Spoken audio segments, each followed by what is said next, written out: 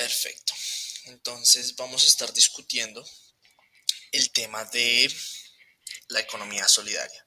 Entonces vamos a empezar un poco con lo que es el concepto. Entonces la economía solidaria se define como un conjunto de prácticas económicas que buscan la inclusión, la equidad y la sostenibilidad en términos económicos para las sociedades. Su propósito principal es promover el desarrollo económico basado en la solidaridad y el bien común, en lugar de la competencia que a veces se ve en modelos capitalistas como el que a lo largo de los últimos años se ha venido desarrollando.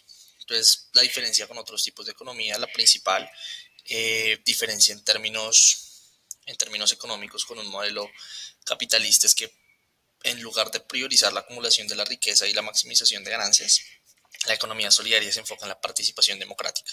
Se diferencia un poco del socialismo en que enfatiza la autosugestión y el protagonismo de la comunidad en la toma de decisiones. Entonces, un poco de sus fundamentos y principios es el primero, la cooperación. Entonces, la cooperación es el eje central de la economía solidaria.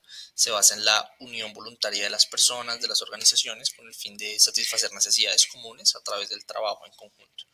Un ejemplo de cooperación incluye las cooperativas de trabajo, el comercio justo y el trueque solidario, que son ideas centrales que proponen.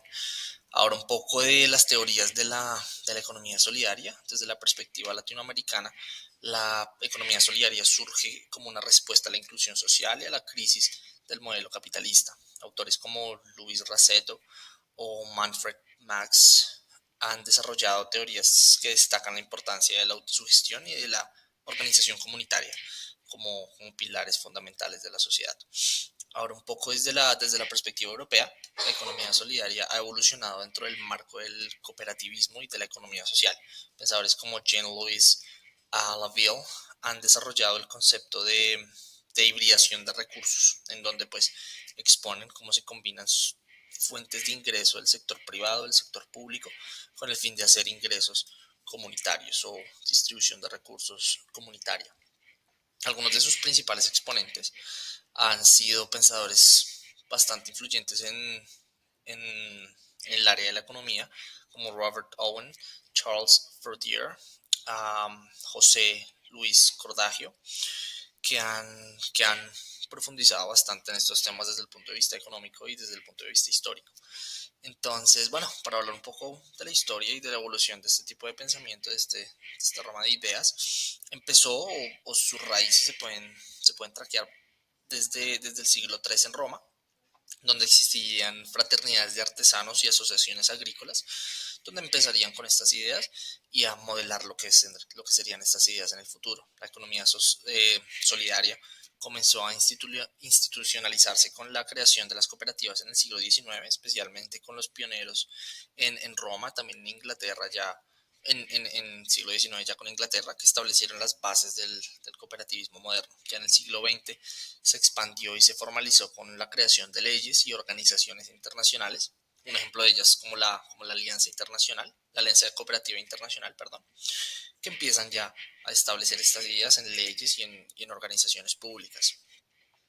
Un poco de los antecedentes, incluso los antecedentes del cooperativismo eh,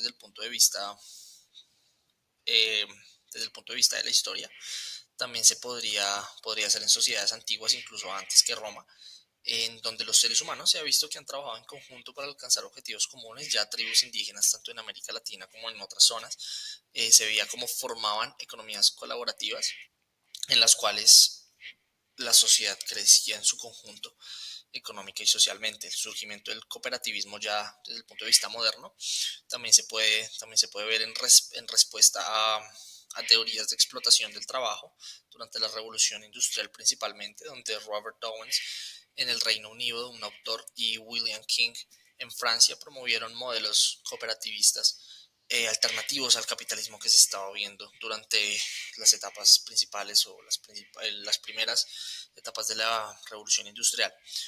El modelo cooperativista ya no es del punto moderno, sino enfocado en Latinoamérica. Se empieza a desarrollar desde el siglo XX con la creación de cooperativas de consumo, ahorro y crédito. En Colombia principalmente lo vemos en la ley 134 de 1931, que marcó el inicio de la formalización del sector cooperativo con un crecimiento acelerado en las décadas siguientes, pero se puede